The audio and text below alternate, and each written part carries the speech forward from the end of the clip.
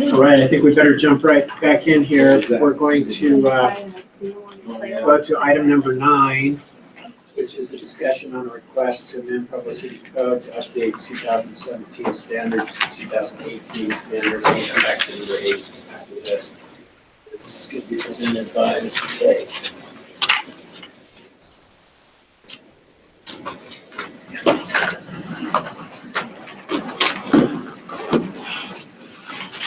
Thank you.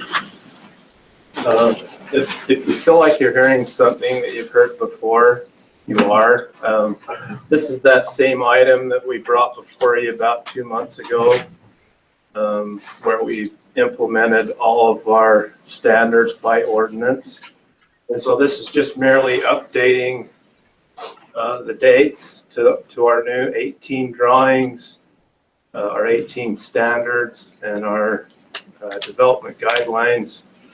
And those are really the changes we're looking at here. As you remember, last time we talked about that, there was a new state law that went into effect that required cities to adopt all of their standards by the legislative body. And so we're just being in compliance with that new law. So if you have any questions about what those standards are, I can answer those at this time. So the ones in red were the ones that the state required you to comply with? Well, as part of the ones in red are the ones we're adding. And so we're changing 17 to 18.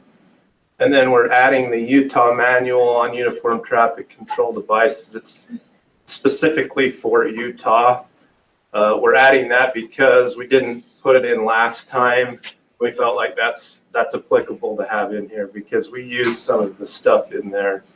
And in order to require that of developers, we have to have that approved by you. The other standards here, the 17 is the most recent UDOT standards. And so as we have roads going through Provo that are owned by Utah Department of Transportation, we require their standards on those roads. And so I think that's really the only, one's the standards, one's the drawings. They kind of go hand in hand, similar to ours.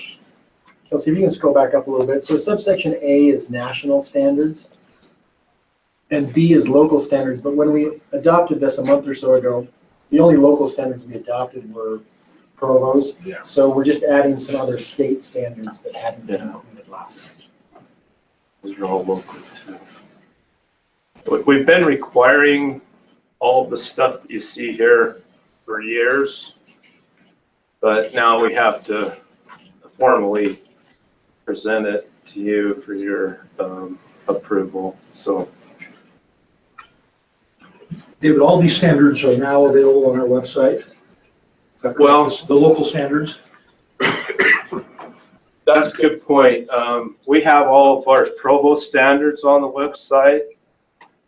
You have to jump out to UDOT's website, but that's a good point. We could easily put a link on our website to take you directly to UDOT standards. So yeah, we'll do that. As well as the uniform, up on those federal standards, there'd be a way to link to some of those. Except for this one, you have to pay a couple $1,000s to get, so that's not easily accessible. We have copies of it if you need to look at it, but we try to buy as few of them as we can. Could you also cover highlights of any changes in our local standards between 2017 and 2018? Any updates or additional standards? We had a few tweaks of our Provo City standards. It'd kind of be hard to explain that without having the drawings side by side. I know years ago we required like 2 sewer cleanouts, one at the house and one at the sidewalk, and so we eliminated the one at the sidewalk and just have it at the house now. That would be the kind of changes that you would see on those. Really pretty minor. We Presumably that one would be less onerous for a developer.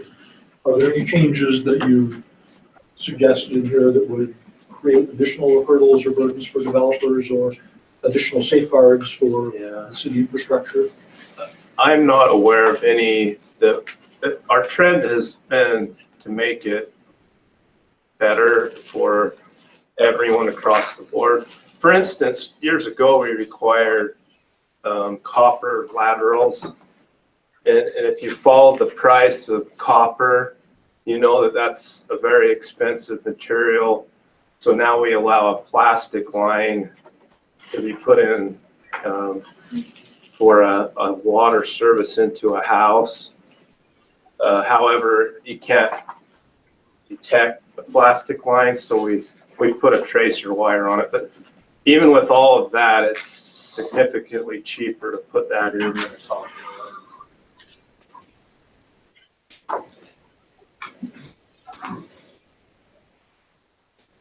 So for the state law, would we see changes like that? Would the council see changes?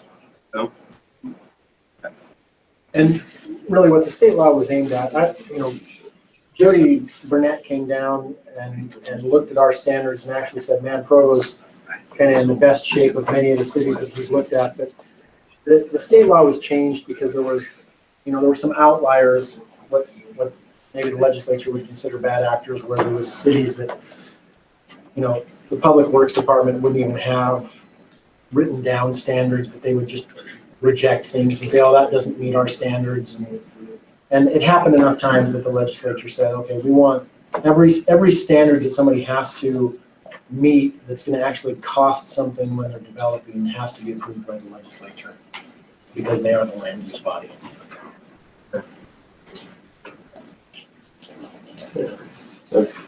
I'm sorry if I've been really brief, but I was just, in interest of your time constraints, but. A request for next year when we do this, I imagine we'll do it again. Yes. At the end of 2018. If we can see what those changes are. Okay. Just so we can better know what we're voting on. So, yeah, we can do that. We can we'll take our existing documents and redline, because we do that anyway as we're making those changes so that we know what we're going to update, and we'll just save a copy of that for you to look at. There are probably the majority of the changes. The federal government and the EPA are now requiring a lot stricter standards on stormwater runoff and stuff like that. We added about 15 drawings to deal with that.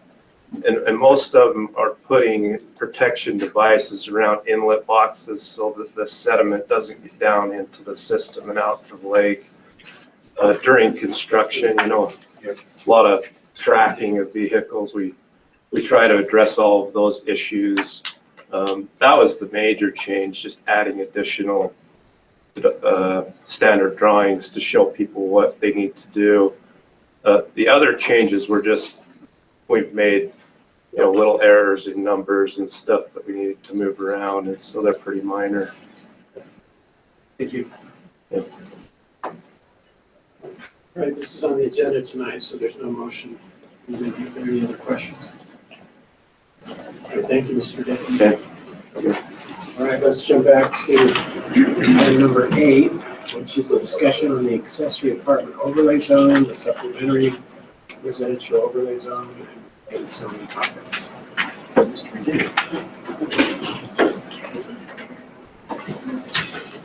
Carrie's handing out a big spreadsheet to you.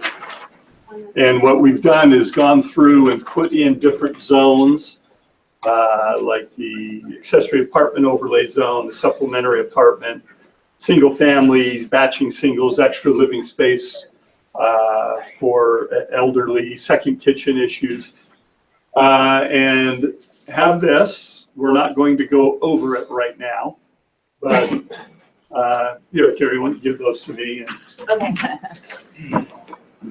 And I will give them the clip to take one and pass on. And so what we're going to do, though, to give a little context for this, we have fairly complicated rules over occupancy and who can live in what and where and when. And so to help with that, we're going to, I've asked Carrie to do a little presentation on the definition of family and the different occupancy types that we can have. And then once we go through that, then I'll talk a little bit more about this spreadsheet that you have that tries to put common categories with these different types of housing types. So on the left hand, you've got different housing types. And then across the top, you have different things about, you know, the occupancy, whether owner occupancy is required, roomers and boarders, and all of these rules. And we can talk about those and answer some questions. Okay, so Carrie. Thank you. Let's see if I can work this. Last time I didn't have such good time. Okay, so this is a very intense presentation, okay? So what is a family? Here's our basic model. This is exactly what's in the code. It could be one individual or a typical family, the head of household and all persons related to that head of household, or it can be 3 singles according to state law and according to our code. Plus, any minor children that go with these people. So let's apply this to some housing types. A one family detached with 1 kitchen. Okay, those are important things. So it can have 1 individual, they can have 2 roomers or boarders, or they can have the head of household and any people related to that head of household and 2 roomers or boarders, or they can have a multi-generational family and 2 roomers or boarders. That makes sense so far? No questions though. So one family dwelling that's detached has 2 kitchens. So they can't have any unrelated people and no roomers or boarders. So 1 individual or head of household and all those people related to that head of household and their minor children, or a multi-generational family. Again, no unrelated people. So one family dwelling detached with 2 kitchens. This is for the extra living space for people over the age of 65. So it has to be, number 1, those over 65 person or people have to be owner occupied, has to be their primary residence. And it's only in the zones that you see at the bottom. A1, which is an agricultural zone, RA, residential agricultural, R1 or RC, which is residential conservation. So there's our owner occupied couple, and they can have 2 related or unrelated people and any minor children. I appreciate being depicted like that. Thank you. Aren't they? We got a picture of you. Yeah, your wife, yeah. Jerry, just a quick question. So when you say owner occupied, can the owner be on either side of that? No, it has to be the Has to over be 65 people. Okay. One family dwelling detached with an accessory apartment. Okay, so the can be 1 individual plus 2 additional people living either related or unrelated and any minor children in the accessory apartment. So that 1 person up there has to be the owner. So the owner has to be in there somewhere. Okay, or they can have a head of household and their family, and they can have the 2 related or unrelated adults and their minor children. That makes sense? That's only in the A overlay or the RC zone. So they have to have owner occupied, can either be the 1 person or the typical family. And then they can have 1 or 2 related or unrelated adults and their minor children. Make sense?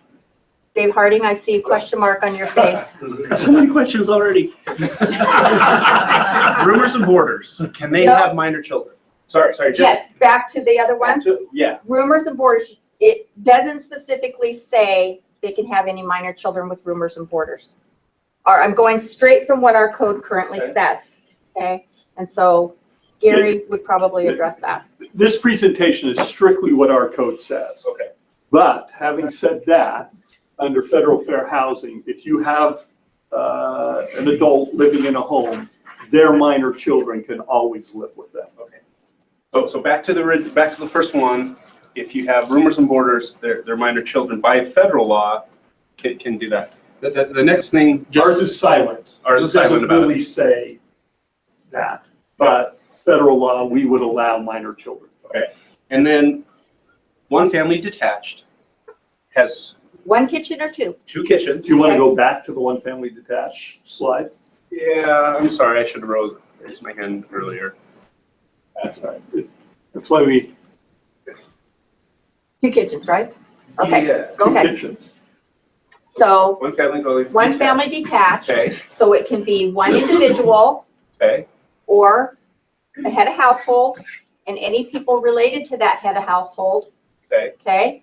Or we're talking a multi-generation. It can be me and my husband, my mom and dad, my sister and brother. Uncles, not cousins. Right. Yeah, Yep. okay, so I've read that one. But, so you, basically, if there's a house that has 2 kitchens, me and a roommate, just 2 of us can't go in there. Has to be related. Our ordinance literally puts people in the choice of choosing, if you're a single individual, between your second kitchen and a roommate, somebody who wants to live with you in that house. So if you go back to the very first slide, the definition of family is, under our ordinance, is a single person, or think of a traditional household, and whether that's the top right figure with mom, dad, and little kids, or mom, dad, kids, and Grandkids. uncles and aunts and grandkids and grandparents and stuff like that, or 3 Right. unrelated people. But when it comes to a house owning a home 2 kitchens. with 2 kitchens, I have to ask those other 2 people to leave, Or you have to get rid of your kitchen. or you get rid of the kitchen. All right, I'm clear on that. Are you gonna define what a kitchen is? Yes, You're getting ahead of us. yeah. Don't be an overachiever here. Before you leave. Yes. And that has to do with Yeah. kitchen too. Well, this Go scenario. back to the This previous. is the one I need. Oh, this one. Oh, do you Sorry. want to talk about I need the, the old. about George? Yeah. Okay. Oh, do I? Some of us are getting close to resembling that, so be a little careful. And I might these do jokes it about anyway. the elderly ordinance years ago were much funnier to me than they are today. I qualify for that. Go ahead, Kate. Older couple, building a house, their daughter, son-in-law, and children are living in the basement with the kitchen. That's allowed. That's okay. Mhm. They have an apartment above their garage with a kitchen for caretaker because they're 65. Oh, so they have 3 kitchens. Technically, according to our ordinance, that would be allowed. The reason being is there's no stipulation in that ordinance that talks about having other people there to help them. The whole point of this ordinance for the elderly over 65 was allow them to have the freedom to have people there to help them. Or if they needed to, if they happen to be going somewhere, they like to travel, there's someone there to care for their home, to help them age in place. So whether or not they have other family members living with them is not addressed in the ordinance. So is that other kitchen above the garage attached or detached? If let's say it's, We're assuming it's Attached. attached. yes, Yeah, the entrance is in it would the have to garage, be. so. Well, no, it wouldn't Work with have us, to be. Kay, say yes, it's attached. Yes. It's attached. You didn't work for me, I think you're signing off on it for me. So we would not consider it an apartment. It is strictly a single-family home with 3 kitchens. And according to our occupancy restriction second kitchen ordinance, you can have a lot of kitchens in a one-family dwelling as long as all the people are related or addressed under here. As long as you can walk through the whole house. Yes, they all and have to it's be not separated. accessible. Yeah, and we don't go into a lot of the details about second kitchen, like there are rules of, often people put it in the basement and then they put a lock on the door that's at the bottom of the stairs to the basement. Under our rules, technically you can't do that. And we've had to go into place and say, you got to take this door out or you got to unlock it, and they unlock it, get rid of the lock, and then we leave and then they put it back. Well, the ordinance specifically says you can't have a keyed lock. So you can put a lock, you can have a Padlock. doorknob, you can't have a padlock either. You can have a knob that has like a bathroom door lock or a bedroom door lock where you don't have a key. You just have those things that you use to pick the lock when your kid locks you out, right? Okay. Okay. How about on that third kitchen though, if they're caregivers, can they have a lock from there? No. No. No. You're living as one big happy family. Okay. Right. And that's for accessories as well. Accessories are different. Accessories Yes. can have a key lock. Yes. Yes. Okay. Thank you. Any other questions? No. Good. Okay. So accessory apartment. So getting back to what you were talking about, Mr. Harding. So they can, by our ordinance, they can have a lock on the door, a keyed lock between the main unit and the accessory apartment, but they do have to have an interior connection. Okay. So there has to be a means where you can access the accessory apartment as well as the main unit, but they can lock it because generally that space is used for people to be able to have renters that aren't related. So again, this one is an accessory apartment, and the accessory apartment requires the accessory apartment overlay to be on it. Or in So our if system. I live here in a single family home and I'm the person who owns on the top line, the stick figure on the left, that's me, and I have two kitchens, I can't do that. The ordinance does say specifically in a one-family dwelling with an accessory apartment, you can only have two kitchens. That would be one in the main unit and one in the accessory apartment. You have to have an exterior entrance for the accessory apartment. It's not required, but we do go through and we inspect them and we give them a separate address. They have separate If addresses. they had a lock on it, how do they get out? Safety lock. They just have to Most- crawl out the window. The fact of the There's matter usually is a most common people area, do have yeah. a separate entrance if they have an accessory apartment. Yeah. Some might not. Yeah, and some may not. And that's one of the things we can talk about in we don't cover, this presentation's on kind of the definition of family and the occupancy rules that go around it. In the spreadsheet, we do talk about things like what requires a license, what requires a registration, what doesn't, those situations. Excuse me just a second. I think Ms. Santiago is trying to ask a question.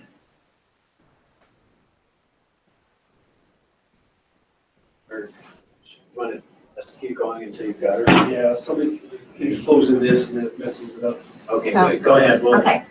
So could I ask a question about that? So on the spreadsheet, where before it was saying one family or 3 singles per unit, this says, for accessory apartment, it says 2 related or unrelated persons in apartment. So is that just talking about in the accessory, but in the main Yes. unit, you still could have 1 family or 3 singles? No, No, one individual or a typical family. Yeah. Like this. 1 individual. Or- in the accessory apartment, the In the people going like that are so accessory happy because they're an accessory They're in the apartment. accessory. That's why they're happy. And their kids. And their kids. Okay, so so the main unit can only have a single person or a family. Well, Correct. one of the units. Okay. Well, it's technically, with an accessory apartment, it's technically 1 unit. Okay. They're not 2 units. It's just an extra living area in the home. Okay. So in there somewhere, the owner has to live. Okay. Whether it's that on the top line, whether if it's me and I own it and I'm single, I have to live in the home, and then I can have to have the 2 kitchens. I have to be in the A overlay, and then I can have 2 additional people and their children live with me. Won't live in the apartment. Yeah, well, in the in the entire house, home, yeah. with 2 kitchens. Now, if we want to just live all together, we can do that. There's no rules against that. Okay, ready? So, almost, I apologize. You're fine. So the difference between an accessory and a non-accessory is you can have 2 kitchens if you have an accessory. Would that be, or are there other changes? You can have 2 kitchens normally, and you sign a second kitchen agreement, which I'm not sure that we've talked about yet, that says it's only for family use. Right, sorry, I meant the difference between one family detached with or without an accessory being used as an accessory is you can have the second kitchen and have 2 unrelated people there Yes. as well. Yes. If you're not in the A overlay zone, then you can't do it. So if I'm outside the A overlay zone, I have a house with 2 kitchens in it, I have to live alone. If I'm across the street in the A overlay zone, then I can have 2 people live with me. If you register. If I, All right. Okay. Okay, so one family, so, and here it gets really confusing. Is she ready? Does she have so a this has been question? really easy so far. Yeah. And we're gonna throw some twists for you. So- Is whether Kim is still Okay, wanting to speak. Kim, did you have a question?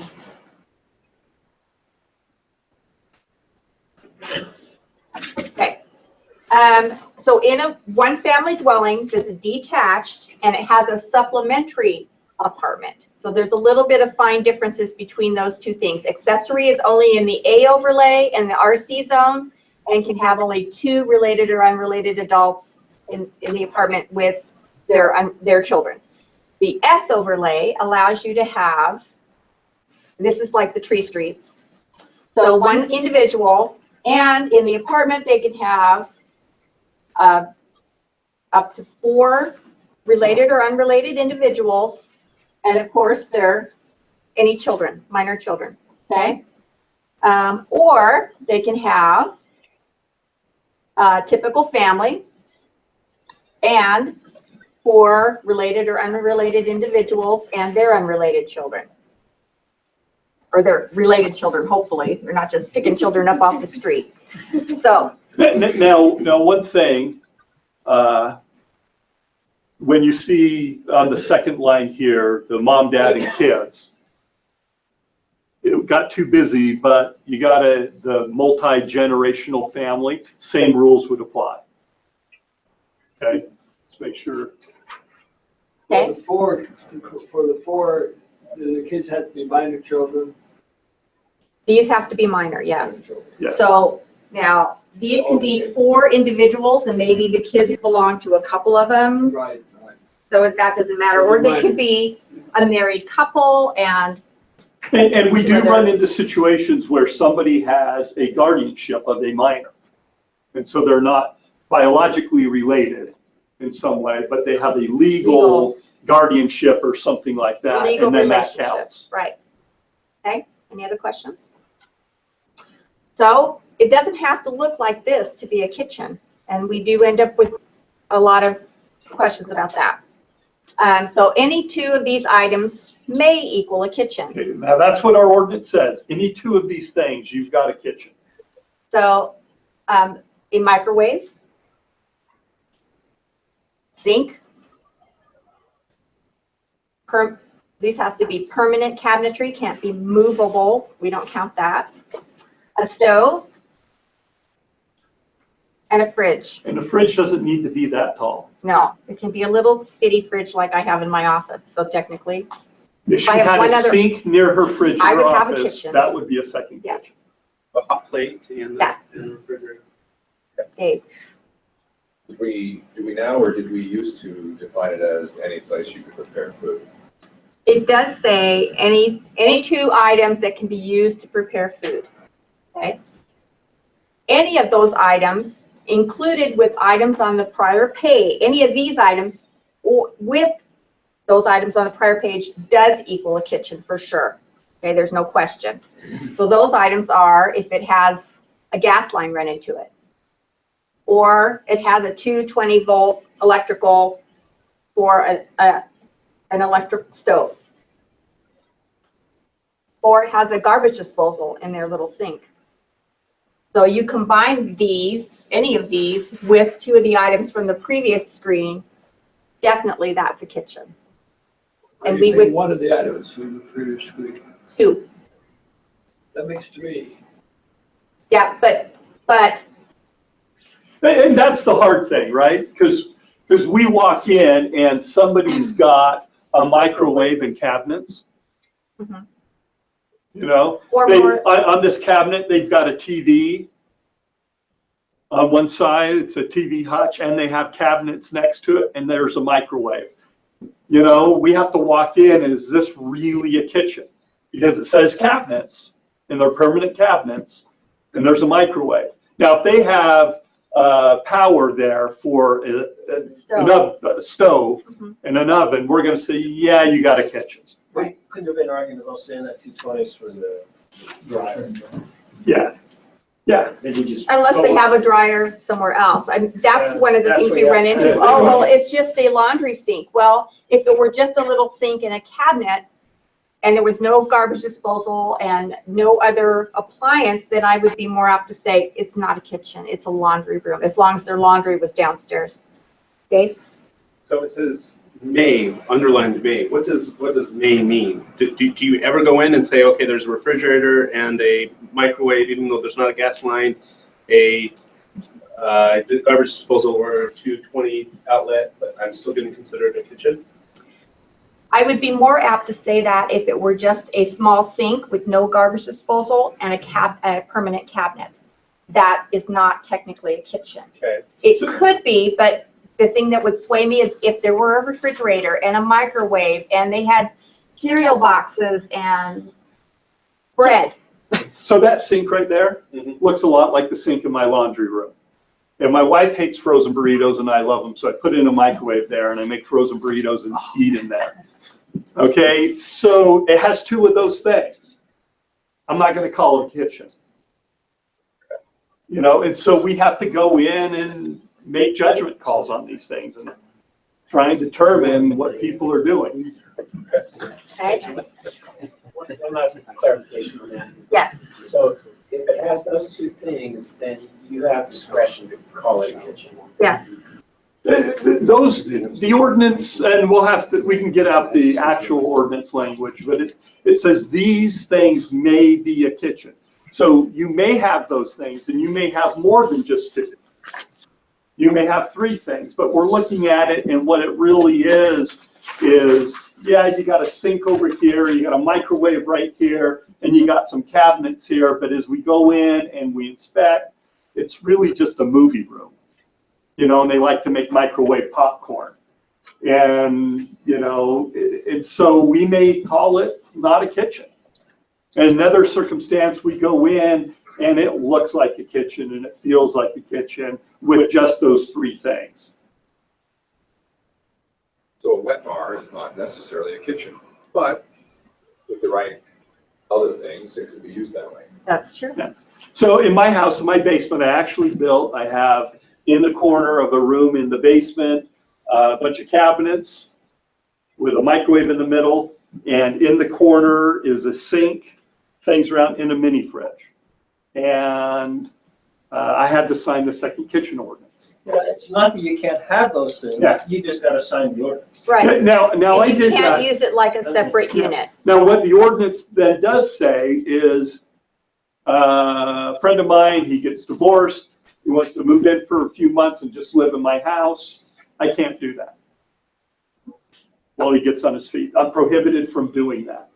I'd either have to get rid of my second kitchen wet bar or let my friend move in for a few months. No, or not let your Why don't you just give me your microwave? What? Give me your microwave, and your wet bar, you can live there. I would get, and that's what we'd have to do. We'd get rid of the microwave, but I'm not getting rid of the mini fridge. I don't care who he is. So Depends on whether he likes the So you, freight. you get rid of the microwave, and then you contact the city and say, I want to rescind my kitchen agreement, and then the city comes We out, withdraw it, and we come out and inspect, inspect, yeah. withdraw it, and now your friend can land on his, get back on his feet. Yes, but we don't want people to do that. We want you to be honest with us, right? Well, that's No, And I that's- don't want him to put that back in there, right. but, Right, but he would get rid of Right. it and actually get rid of it, not Put it in the other room. put it in the other room or whatever. He actually would get rid of it, withdraw the, if they were being honest. Yes. They would do that, have the city come out, inspect, withdraw the agreement, then he could legally have his friend there. Kelsey, can you pull up that spreadsheet? Thanks. Yeah. Yes, that's exactly So, right. so one of the things that I think we're going to be facing more and more in the future is the second kitchen issue. People are starting to get married later. Demographically, you're looking at Utah and our average age of marriage. We lag behind the nation, but we still are getting married later. And so as we see more young professionals, we're starting to run into more situations where you have a single person, they buy a home, and then they want a couple of roommates to live with them, and they can't because they have a second kitchen. We have the choice between a second kitchen or your roommates. And I think we're going to run into that situation more and more in the future. That's just how we see that trend going. So that's going to be a friction point with the community.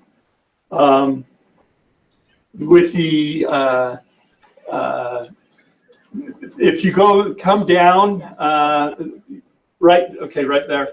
So you have batching singles in this. This talks about batching singles, 3 or more in a unit, specific or batching single. Years ago, for decades, the definition of family has been one individual, a traditional familial relationship, and then 3 individuals. And in some areas of the city, the council reduced those 3 individuals down to only 2. And state law came in and the state legislature passed a law saying, no, all cities, it was directed at Provo. Basically, Provo, you have to allow at least 3 people to be a family. And so we have this big ordinance that goes through and details all of this that is frankly meaningless because the state law overrides it.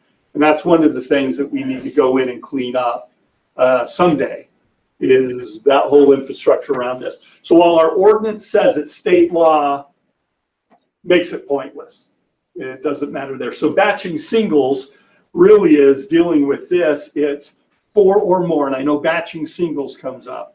In batching singles, it's not an overlay, it's not anything like that. It's just an actual use. Like we have different uses and zones. You can put in offices, you can put in retail, you can put in single family homes, you can put in apartments, you can put in, attached homes.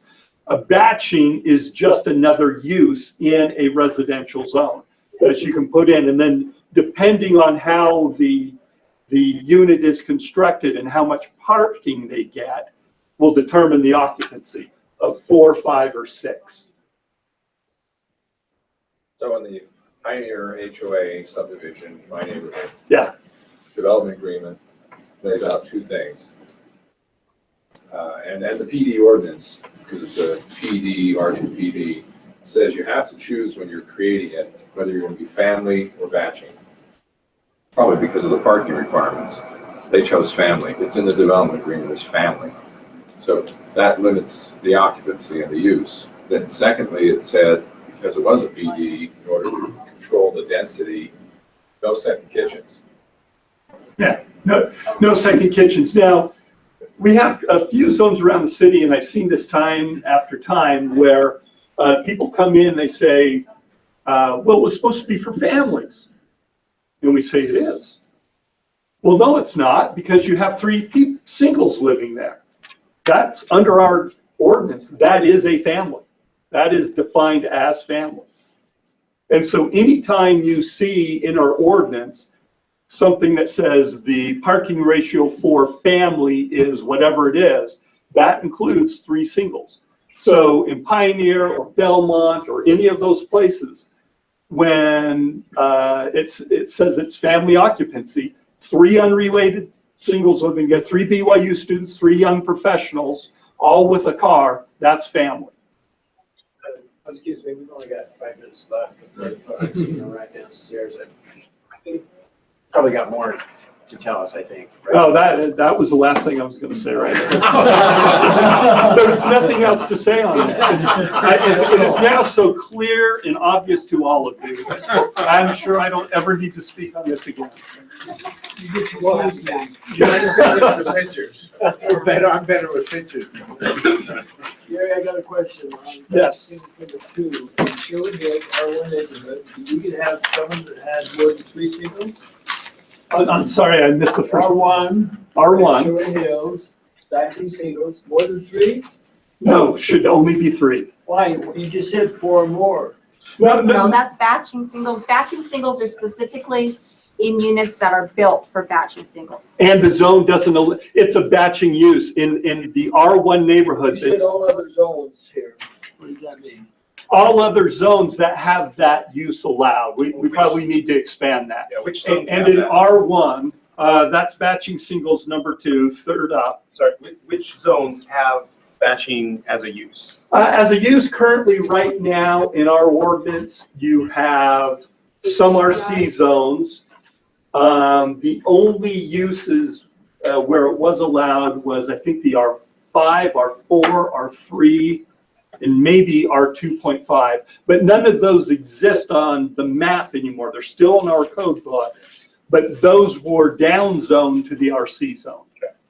And I can't think of any batching singles uses outside of the Joaquin neighborhood. So everybody else would need to be at most 3. I'm sure we've got more questions, and I'd like to bring you back to continue this, but if there's no objection, I really think we should get downstairs.